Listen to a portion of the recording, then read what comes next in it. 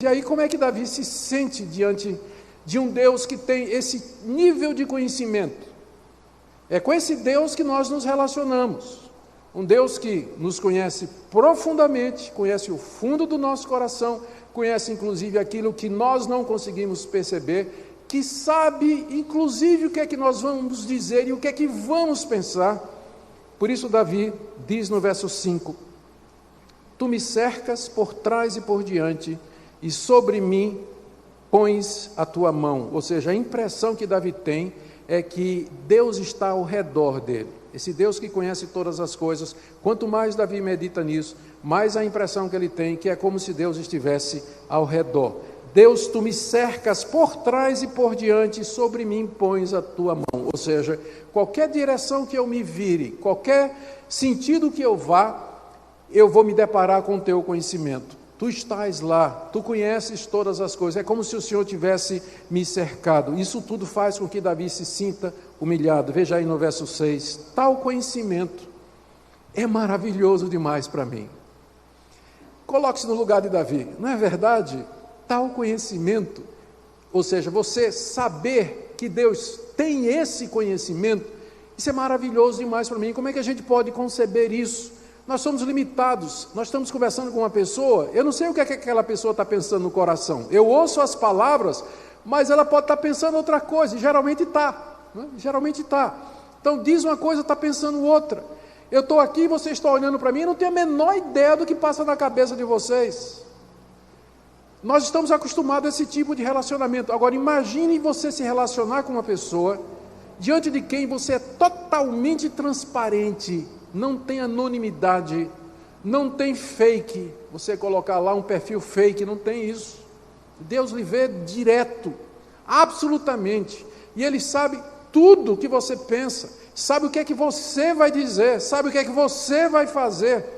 Davi, quando pensa nisso, diz, isso aqui é maravilhoso demais para mim. E de fato, irmãos, quanto mais a gente estuda a Bíblia a respeito de Deus, quanto mais a gente estuda a história da igreja, e aquilo que os nossos antepassados tentaram compreender a respeito de Deus e nos deixaram no seu legado espiritual, nos livros, na literatura, mais a gente percebe que não compreende a Deus, que Deus é muito maior do que a gente imagina. Por isso que eu fico espantado às vezes quando na internet eu vejo declarações de alguns jovens teólogos dizendo assim que ele não se sente inferior a Deus, não é? Ou que não tem muita diferença entre ele e Deus, ou que você pode ser como Deus. Eu estava recentemente vendo aí um anúncio de um famoso pregador, dizendo que esse ano é o ano da prosperidade, e ele chamando todo mundo para um culto de profecia, onde ele ia profetizar, e ele explica que profetizar é você chamar à existência as coisas que não existem. Ué, mas só tem uma pessoa que faz isso. Quem é a única pessoa que pelo seu poder chama à existência aquilo que não existe pela palavra? É esse Deus. Quando eu comecei dizendo, só existe um Deus e você não é Ele não, você riu, não é? Me dizendo assim, quem poderia pensar nisso? Sim, tem gente que pensa que é. Tem gente que pode, pela profecia e pela palavra, decretar a existência da realidade, trazer à existência aquilo que não existe. Quando Davi pensa sobre Deus, ele se sente desse tamanhinho. Ele diz, esse conhecimento é maravilhoso demais para mim, Deus. Como tu és grande. Ele diz no final do verso 6, é sobremodo elevado. Esse conceito de que tu sabes todas as coisas, não posso atingir isso, eu não consigo compreender. Então, é uma das coisas que a gente aprende estudando, que Deus não pode ser completamente conhecido pelas suas criaturas. Ele é incognoscível, no sentido de que a gente só pode conhecer de Deus aquilo que Deus revelou. E Ele revelou-se nas Escrituras. E a Escritura, ela é suficiente para que eu conheça o suficiente de Deus para que eu me relacione com Ele. Mas a Escritura não é exaustiva. Ela não nos dá um conhecimento exaustivo, completo, absoluto de Deus. No que ela nos fala a respeito de Deus, creiamos, obedeçamos e desfrutemos. Mas naquilo onde ela não fala sobre Deus, o que resta é especulação. Por isso que Davi diz aqui, eu não consigo atingir esse conhecimento. Isso é maravilhoso demais para mim, está muito elevado. Que atitude de humildade. Se nós víssemos a grandeza do nosso Deus, se nós tivéssemos essa atitude de humildade, talvez a nossa igreja brasileira ela fosse diferente. Porque o Deus de muitos evangélicos é um deusinho pequenininho que existe para cumprir os caprichos daqueles que usam algum mecanismo espiritual, alguma estratégia espiritual, um jargão, um talismã, alguma prática espiritual para obrigar Deus a fazer a sua vontade. Mas esse não é o Deus da Bíblia. O Deus da Bíblia é tão elevado e maravilhoso que nós não podemos conhecer. Por isso só nos resta adorá-lo, só nos resta ficar extasiados na presença dEle e obedecer a sua vontade que nos é revelada na Escritura. Em seguida, o pensamento de que Deus conhece tudo leva Davi a refletir, e aqui a segunda estrofe do salmo dele, no fato de que Deus conhece tudo, porque Deus está em todo lugar. Como é que Ele conhece todas as coisas? É porque Ele está em todo lugar.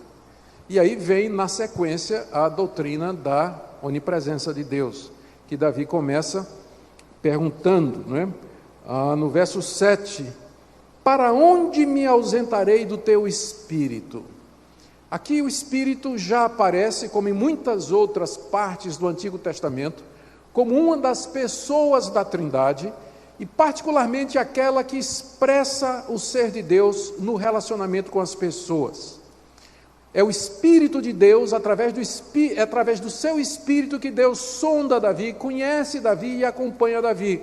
Por isso Davi pergunta, para onde me ausentarei do teu Espírito? Porque Davi tem consciência de que o Deus de Israel, Ele é o Deus criador de todas as coisas, ele tem consciência de que o Espírito Santo é Deus, e ele tem consciência de que o Messias, que é Filho de Deus, um dia vai se sentar no trono e vai ouvir do Pai, disse o Senhor ao meu Senhor, assenta-te à minha direita, até que eu ponha os teus inimigos por escabelo dos meus pés. Então, esse conceito de um Deus cujo Espírito age e se move, ele é tão antigo quanto o Antigo Testamento, não é invenção dos cristãos no Novo Testamento.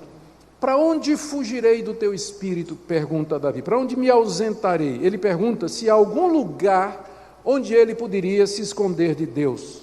Para onde fugirei da tua face, do teu olhar, do teu rosto? E ele responde essa pergunta, ele mesmo responde essa pergunta, para onde eu me ausento, onde é que eu vou fugir de ti? Ele responde com 3 contrastes. O primeiro é o contraste entre os céus e o mais profundo do abismo, no verso 8. Se eu subir aos céus, lá estás. Se faço a minha cama no mais profundo abismo, lá estás também. Para onde eu vou fugir? Se eu conseguisse chegar aí no céu, que é o local da tua habitação, que é o local mais alto que eu poderia ir, se eu chegar aí, tu estás aí. Mas se eu então descesse até o mais profundo do abismo, e aqui a palavra para abismo é a palavra que no Antigo Testamento, em hebraico, geralmente se refere ao local dos mortos, à vida além da sepultura. Davi diz que se eu descesse até o local dos mortos, até aquele lugar onde os que morreram estão, e particularmente essa passagem ela é usada no Antigo Testamento para se referir onde estão os mortos que morreram sem Deus, que vai ser chamado no Novo Testamento, não no Antigo, mas no Novo, já vai receber a designação de inferno. Se eu descesse ao mais profundo do inferno, ali o Senhor estaria também. Você já deve ter ouvido alguém definir inferno como sendo a ausência de Deus, né? Hoje, aprenda o contrário. O inferno é inferno exatamente porque Deus está lá. O ímpio, ele não vai aguentar viver diante da santidade de Deus. Qual é o pior sofrimento do mundo? É viver eternamente consumido pelas chamas da culpa. E só faz sentido falar em culpa se diante de você está aquele contra quem você pecou. Se eu descer ao mais profundo do abismo, Deus está lá também. Porque não tem lugar nenhuma dimensão do universo criado onde Deus não esteja. Se você subir nos céus, Ele está lá. Se você for o mais profundo do inferno, Deus está lá também. Então aprenda que não tem lugar onde você possa se esconder de Deus, mesmo no inferno, Deus está lá em juízo, que as pessoas veem, como é que Deus pode estar no inferno? Ele está lá em julgamento, ele está lá em juízo, e é isso que torna o inferno o que o inferno é.